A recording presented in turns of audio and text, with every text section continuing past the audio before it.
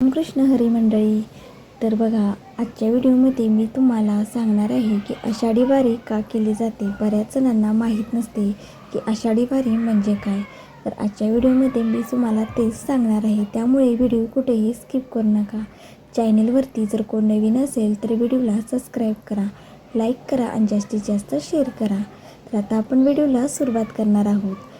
आषाढी वारी ही महाराष्ट्राची हजारो वर्षाची भक्तिमय परंपरा आहे. दरवर्षी आषाढ महिन्यातील शुक्ल पक्षातील एकादशीला लाखो वारकरी पायी चालत पंढरपूर येथे येतात श्री विठ्ठल रुक्मिणी यांच्या दर्शनासाठी. या यात्रेला आषाढी वारी ही म्हणण्यात येते. संत ज्ञानेश्वर महाराज आणि संत तुकाराम महाराज यांच्या पालख्या आळंदी आणि देहू येथून पंढरपूरकडे निघतात. वाटेत वारकरी टाळ मृदंगाच्या गजरात हरिनामाचा जप करतात, अभंग गातात आणि भजन कीर्तन करतात. प्रवास असा त्यांचा चालू असतो. आषाढी वारी करण्यामागचा मुख्य उद्देश म्हणजे भगवान विठ्ठलांवरील श्रद्धा, भक्ती आणि प्रेम व्यक्त करणे. वारीत जात पात, श्रीमंत गरीब, लहान मोठा असा कोणताही भेदभाव केला जात नाही. सर्वजण एकत्र चालतात, एकत्र जेवतात आणि एकमेकांना मदत करतात.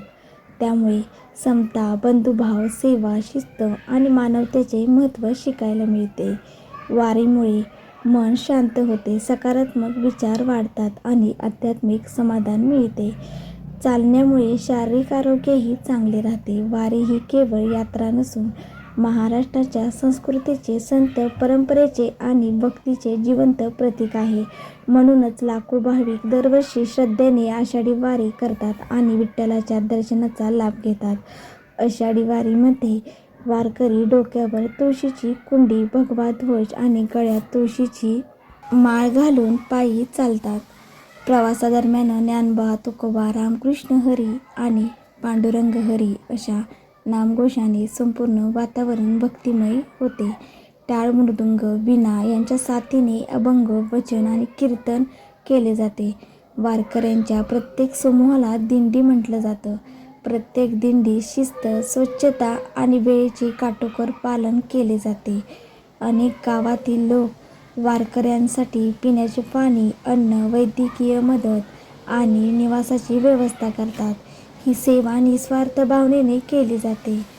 आषाढी एकादशीच्या दिवशी पंढरपूरमध्ये श्री विठ्ठल रुक्मिणीची मंदिरात दर्शनासाठी लाखो भाविकांची गर्दी होते.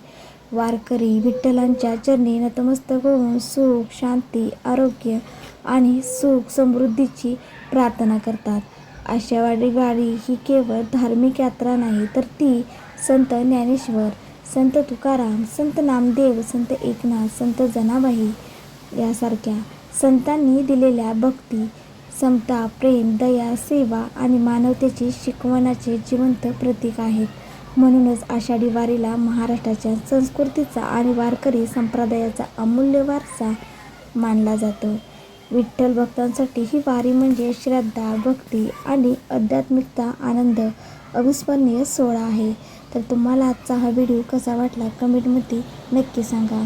रामकृष्ण हरी माऊली.